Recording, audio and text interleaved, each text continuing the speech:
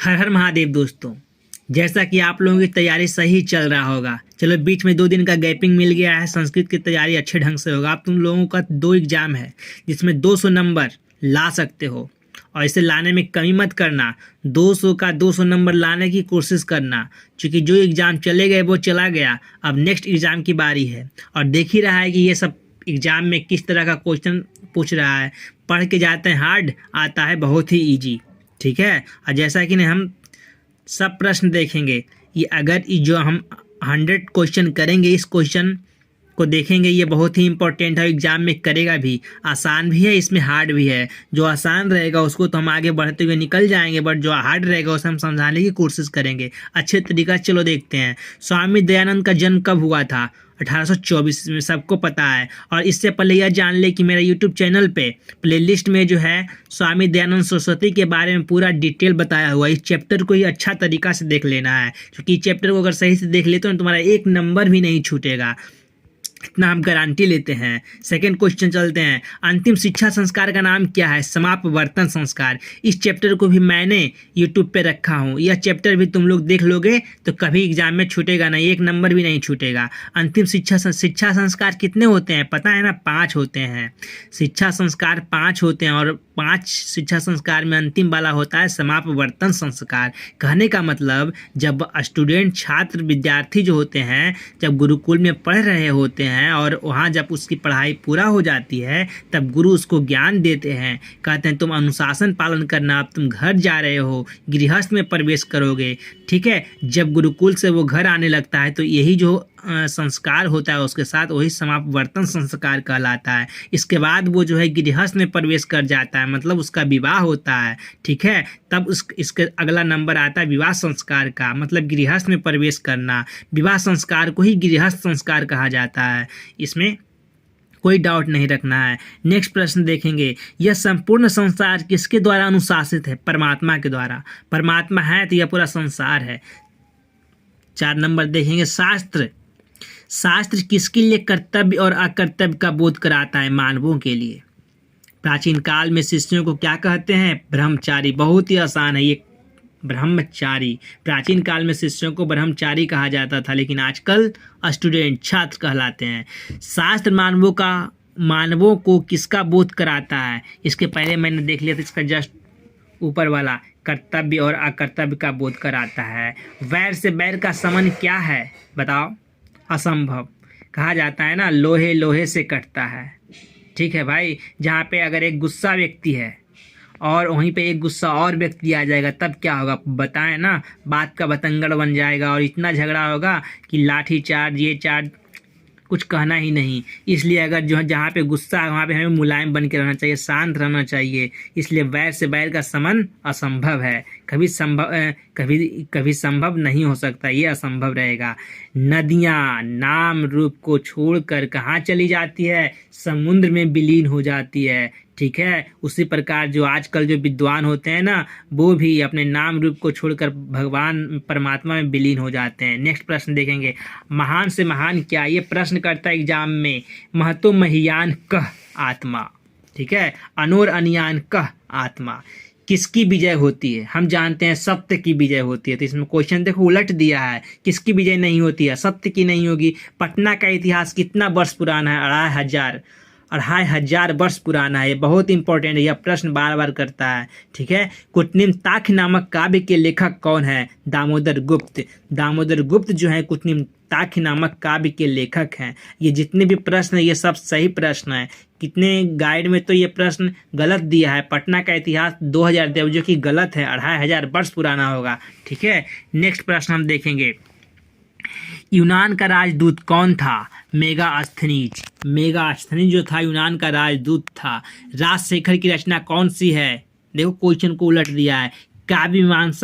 काव्य मीमांसा के लेखक कौन है? राजशेखर। और इसमें पूछा है राजशेखर की रचना कौन सी है? 4 ऑप्शन दिया है, एक सही मारना है। उलट के दिया है क्वेश्चन, तुमको सुलट के मारना पड़ेगा। चलो, काव्य मीमांसा होगा, इसको याद करना है। काव्य मीमांसा के लेखक कौन है? राजशेखर। नेक्स्ट प्रश्न चलते हैं, कौमुदी महोत्सव किस ऋतु में मनाया जाता था? शरद ऋतु में। यह जो है ना क्वेश्चन, ये पाटलिपुत्रा पाटलीग्राम चैप्टर से है और यह बहुत ही इंपॉर्टेंट प्रश्न है। आजकल हम लोग क्या करते हैं, दुर्गा पूजा मनाते हैं। बट पहले के समय में, मतलब गुप्त काल के शासन काल में, पूछता है कौमुदी महोत्सव कब मनाया जाता था, तो गुप्त काल के शासन काल में ये मनाया जाता था कौमुदी महोत्सव। और कौन से ऋतु मनाया जाता था, शरद ऋतु मनाया जाता था। आजकल लोग क्या करते हैं, कौमुदी महोत्सव की जगह पे दुर्गा पूजा मनाने का काम करते हैं। नेक्स्ट प्रश्न देखेंगे, पुराण ग्रंथस्य रचनाकारकः, पुराण ग्रंथ की रचना किसने किया, महर्षि वेद व्यास, जिन्होंने महाभारत का रचना किया था। कस्य महिमा सर्वत्र गीयते, किसकी रचना सभी जगह गाई जाती है, भारतस्य, भारत की रचना सभी जगह गाया जाता है। भारत महिमा पाठ के लेखक कौन है, महर्षि वेद व्यास, महर्षि वेद व्यास जो है भारत महिमा पाठ के लेखक हैं। नेक्स्ट प्रश्न चलेंगे, अस्माकं कर्तव्य रूपेण किम वर्तते, अस्माकं कर्तव्य रूपेण किम वर्तते, हम लोगों के कर्तव्य रूप क्या है, कौन बताता है, भारतम प्रति भक्ति, भारत के प्रति भक्ति होना चाहिए, यही मेरा कर्तव्य है।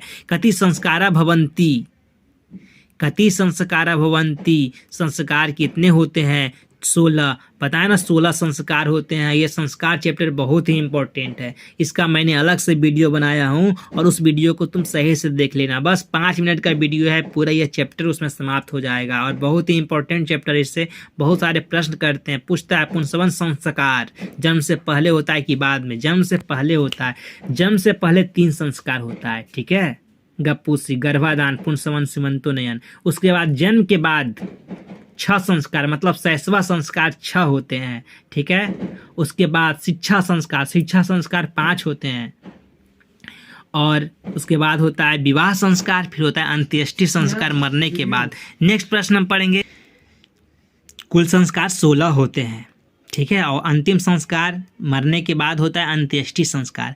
नेक्स्ट प्रश्न देखें, कस्य प्रश्नस्य उत्तरम विदुरः अस्ति ददाति, किस प्रश्न का उत्तर विदुर देता है, धृतराष्ट्र, धृतराष्ट्र के प्रश्नों का उत्तर कौन देता है, विदुर देता है। दलितस्य पुरुषस्य नाम किम आसीत्, बहुत इंपॉर्टेंट है, दलित के पुरुष कौन, दलित के पुरुष का नाम क्या था, दलित पुरुष का नाम क्या था, राम परवेश राम, राम परवेश राम। वो कहाँ का रहने वाला था, भिक्खन टोला, ठीक है। भिक्खन टोला द्रष्टुम का आगता शिक्षक, भिक्खन टोला में कौन आया, शिक्षक आया। और ये लड़का कौन था, राम परवेश राम, जो कि भिक्खन टोला का ही था और जो शिक्षक आया था उसे ले गया था पढ़ाने के लिए, ठीक है। नेक्स्ट चलेंगे, स्वामी दयानंदस्य रचना का अस्ति सत्यार्थ प्रकाश, सत्यार्थ प्रकाश नामक पुस्तक की रचना किसने किया था, स्वामी दयानंद सरस्वती ने किया था। और सन 1875 ईस्वी में इन्होंने मुंबई नामक नगर में आर्य समाज की स्थापना भी किया, बहुत ही इंपॉर्टेंट है ये। आर्य समाज की स्थापना किसने किया था, स्वामी दयानंद सरस्वती ने। कब किया था, 1875 ईस्वी में। कहाँ किया था, मुंबई नामक नगर में। नेक्स्ट प्रश्न पढ़ेंगे, कस्य स्थापना 1875 ईस्वी वर्ष, पता है ना, आर्य समाज, आर्य समाज की स्थापना 1875 में हुआ था, वही प्रश्न है। धृतराष्ट्रस्य प्रश्नस्य उत्तरम कः ददाति, धृतराष्ट्र का प्रश्न का उत्तर कौन देता है, विदुर देता है। नेक्स्ट प्रश्न करता है, धृतराष्ट्र कथम प्रश्न पृच्छति, धृतराष्ट्र जो है अपना प्रश्न जो क्यों पूछता है, स्वचित्तस्य शांति, अपने चित्त की शांति के लिए पूछता है। वह प्रश्न किससे पूछता है, विदुर से पूछता है। कः स्नातः कुशहस्तः सरसतीरे ब्रूते, कौन जो है स्नान कर कुश हाथ में लेकर, सरस मतलब तालाब के किनारे खड़ा है, व्याघ्र बाघ। वृद्ध व्याघ्र किम दातुम इच्छति अस्मा, वृद्ध व्याघ्र जो है क्या देने की इच्छा रखता है, सुवर्ण कंगनम। पथिक कुत्र निमग्न अभवत, पथिक मतलब यात्री जो है कहाँ गिर गया था, निमग्न हो गया था, महापंके मतलब ये कीचड़ में दलदल में गिर गया था। ये बहुत ही इंपॉर्टेंट प्रश्न है। पथिका कुत्र निमग्न अभवत, महापंके, बहुत इंपॉर्टेंट, ये सब बढ़िया देख लेना है। वनवास प्रसंग में राम सीता लक्ष्मण के साथ कहाँ पहुँचते हैं, राम सीता लक्ष्मण कहाँ पहुँचते हैं, चित्रकूट पहुँचते हैं। यह जो चैप्टर है ना मंदाकिनी नदी वर्णनम का, ये चैप्टर का भी मैंने एक वीडियो बनाया हूँ, उसे देख लेना। नरक के कितने द्वार होते हैं, 3, और जिस व्यक्ति के पास ये तीनों होता है वो नष्ट हो जाता है, नरक चला जाता है, इसलिए ये तीनों से दूर रहना चाहिए। आधुनिक काल की संस्कृत लेखिकाओं में कौन प्रसिद्ध है, पंडित क्षमा राव। आज जो है ना, आज का जो संसार है ये क्या चीज़ में डूबा हुआ है, कैसा दिख रहा है हमारा दुनिया, कौन महासागर में दिख रहा है, अशांति महासागर में दिख रहा है। पर पीड़न किस लिए होता है, पर पीटन मतलब दूसरों को पीड़न देना पाप के लिए होता है। ऋष्याति प्रतिनिधि को क्या कहते हैं? कृतक। मीमांसा दर्शन के रचनाकार कौन है? जैमिनी। बहुत इंपॉर्टेंट है। प्राचीन काल में शिष्यों को कहा जाता था ब्रह्मचारी। एक ही क्वेश्चन को बार बार दोहरा रहा है। नीति श्लोक पाठ किस ग्रंथ से लिया गया है? विदुर नीति से। स्वामी दयानंद के बचपन का नाम क्या था? मूलशंकर। बहुत इंपॉर्टेंट है। स्वामी दयानंद सरस्वती का बचपन का नाम मूलशंकर। वहीं भीष्म के बचपन का नाम था देवव्रत। मंदाकिनी वर्णनम पाठ की कवि कौन है? वाल्मीकि। व्याकपथिक कथा पाठ के रचयिता कौन है? नारायण पंडित। कर्णस्य दान वीरता पाठ किस ग्रंथ से संकलित है? कर्णभार नामक खंड से संकलित है। ये जो व्याकपथिक कथा है पाठ के रचयिता कौन है? नारायण पंडित। ठीक है। अब व्याकपथिक कथा जो है किस ग्रंथ से लिया गया है? हितोपदेश नामक ग्रंथ से। बहुत ही इंपॉर्टेंट है, हितोपदेश नामक ग्रंथ से। कर्णस्य दान वीरता पाठ ग्रंथ किस ग्रंथ से संकलित है? कर्णभार। कर्ण के बारे में जानते हो ना, कर्ण दानवीर था, उसके पास कवच और कुंडल था, उसके पिता ने दिया था सूर्यदेव ने। उसके माँ का नाम क्या था? कुंती था। देखते हैं नेक्स्ट। न्याय दर्शन के प्रवर्तक कौन है? गौतम। बहुत इंपॉर्टेंट है। न्याय दर्शन के प्रवर्तक गौतम है। आर्यभट्ट में किसकी रचना है? आर्यभट्ट की रचना है। विद्यापति का आश्रित। विद्यापति कौन थे? मैथिली कवि थे। ठीक है। विद्यापति। आलस्यशाला जो कि हमने बहुत अच्छे तरीका से चैप्टर को बताया है। आलस्यशाला अलस कथा चैप्टर। ठीक है। अच्छी तरीका से चैप्टर को देख लेना है। अलस कथाया कथाकारा कह विद्यापति। आधुनिक संस्कृत लेखक का प्रसिद्ध कौन है? पंडित छमाराव। एक ही क्वेश्चन को बार बार दोहरा रहा है। आर्य समाजस्य स्थापना 1875 ईस्वी में। कह पंक्या पदत पथिक। नश्यति किस लकार का रूप है? सब लोग जानता है, लट लकार। कुरु किस लकार का रूप है? लोट लकार। पित्रा किस विभक्ति का रूप? बहुत ही इंपॉर्टेंट है, तृतीया विभक्ति पित्रा। लता शब्द की तृतीया बहुवचन में क्या होगा? लता भी। बहुत इंपॉर्टेंट है, लता का होता है लता भी तृतीया विभक्ति बहुवचन। अनेन पद का मूल रूप क्या हुआ? ईदम पुल्लिंग। हिमालयात गंगा प्रभवती में कौन सी विभक्ति है? पंचमी। हिमालयात गंगा प्रभवती में कौन सा सूत्र है? भुवा प्रवश्च भुवा। हिमालय से गंगा निकलती है। बहुत इंपॉर्टेंट है यह। स आचार्यात व्याकरणम पढ़ती कौन विभक्ति है? पंचमी। देखो आचार्यात में पंचमी विभक्ति है। सुरूपम में कौन सा उपसर्ग है? सु। जो किसी शब्द के पहले लगे उसे हम उपसर्ग कहते हैं, जो लास्ट में लगे उसे हम प्रत्यय कहते हैं। ठीक है। नेक्स्ट प्रश्न देखेंगे। उपक्रम में कौन सा उपसर्ग है? उप। परि के योग से बना शब्द है परिणति। यशस्विनी जो यंगिप क्या बनता है? यशस्विनी। देख लेना यशस्विनी कैसे लिखा जाता है, गलत ना करे। तेजस्विन जो इंगिप क्या बनता है? तेजस्विनी। ये भी इंपॉर्टेंट है, देख लेना है तेजस्विनी कैसे लिखा जाता है। श्रीमत जोड़ इंगिप क्या होता है? श्रीमती। श्रीमती लिखने के लिए आना चाहिए। दिक जोड़ गज दिग्गज। दिक जोड़ गज दिग्गज बनेगा। अच जोड़ अंत अजंता बनेगा। जगत जोड़ नाथ जगन्नाथ बनेगा। B number. ठीक है। अहीन कुलम कौन सा समास है? द्वंद्व समास जिसमें दोनों पद प्रधान होते हैं। महापुरुष में कौन सा समास है? कर्मधारय समास। कहने का मतलब एक विशेषण और विशेष्य है इसमें। महापुरुष महान है पुरुष। ठीक है। महान विशेषण हो गया, पुरुष विशेष्य हो गया। गंगा जल में कौन सा समास है? तत्पुरुष समास। त्रिभुवन में कौन सा समास है? द्विगु समास जिसमें संख्यावाची और त्रिभुवन समास हो गया।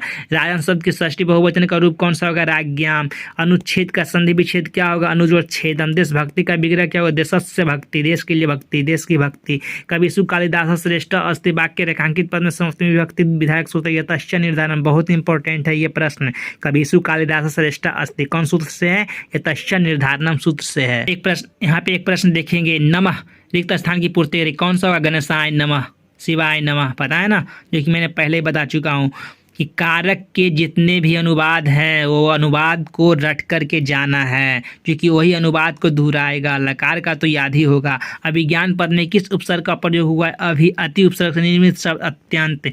गत्वा में प्रयुक्त प्रत्यय क्या है? अक्तवा। गच्छन्तम में कौन सा प्रत्यय है? सत प्रत्यय। याद करना। गच्छन्तम, हसन्तम, चलंतम सब में सत प्रत्यय होता है। ठीक है। मानव, मानव में कौन सा प्रत्यय? अन प्रत्यय। पता है ना, मानव वैष्णव ये सब में अन प्रत्यय होगा। ठीक है। गुरुवह, गुरुवह में कौन सा विभक्ति है? प्रथमा विभक्ति। राज्ञी किस विभक्ति का रूप है? सप्तमी। बहुत इंपॉर्टेंट है, राज्ञी में सप्तमी विभक्ति एक वचन है। अस्मत् सर्वनाम शब्द का षष्ठी विभक्ति है अस्माकम। अस्मद सर्वनाम शब्द का षष्ठी विभक्ति क्या होगा? अस्माकम, याद रखना, ठीक है। नदीसु गंगा पवित्रतमा अस्ति, इसमें कौन सा विभक्ति है? सप्तमी विभक्ति। भवामी किस धातु का रूप है? भू धातु। भू भवती भवता वंती चलता है, ठीक है। जही किस लकार का रूप है? लोट लकार। स व्याघ्राधिवेति, इसमें कौन सा लकार है? विभेति, मतलब लट लकार, वर्तमान काल का है। पानी पादम किस समास का उदाहरण है? पता होगा ना, द्वंद्व समास, मतलब दोनों पद प्रधान होता है। पीतम अमरम यस्य सह का समास पद क्या हो जाएगा? पीताम्बरः, ठीक है, देख लेना है। पीताम्बरः, क्योंकि स है ना इसलिए पीताम्बरा हो गया, ठीक है। यहाँ पे सा रहता तो स्त्रीलिंग हो जाता, ठीक है, पता होगा। प्रतिदिनम का विग्रह क्या होगा? दिनम दिनम प्रति या दिनम दिनम इति, ठीक। नेक्स्ट प्रश्न पढ़ेंगे, अव्ययी भाव समास का सही उदाहरण क्या होगा? यथाशक्ति। यथाशक्ति क्या है? अव्ययी भाव समास है। अगर यथाशक्ति का कहता समास विग्रह करने के लिए तो क्या हो जाता है? शक्तिम अंतिक्रम्या, ठीक है। और इसका जो अव्ययी भाव समास जिसका पहला पद अव्यय होता है, यथाशक्ति, उप रहेगा, अनु रहेगा, नी रहेगा, ये सब होता है अव्ययी भाव समास। रामेन स सीता वनम गतवती, कौन सा सूत्र? सहार्थे तृतीया, बहुत ही इंपॉर्टेंट है। मन जोड़ रथ क्या होता है? मनोरथ, ठीक है। नैनम, नैनम का संधि विच्छेद क्या होगा? ने जोड़ अनम, बहुत ही इंपॉर्टेंट है। ने जोड़ अनम नैनम। पवन का पो जोड़ अनम पवनम, पवनम। गायक गय जोड़ अक, गय जोड़ अक गायक, गय जोड़ अकह गायक, बहुत ही इंपॉर्टेंट है ये भी। आ जोड़ ई क्या होता है? ए होता है। यदि जोड़ अपी क्या बनता है? स्वर संधि है। यद्यपि। तत्पुरुष समाज का उदाहरण कौन सा है? काकवली। अब वर्गीय तृतीया सूत्र का उदाहरण कौन सा है? मासम व्याकरणम अधिकतम महीनों भर व्याकरण पढ़ाई। अब वर्गीय तृतीया सूत्र है, ठीक है। कालवाची मार्गवाची वाला शब्द है ये। वानेन विधा का समस्त पद क्या होगा? वान विधा।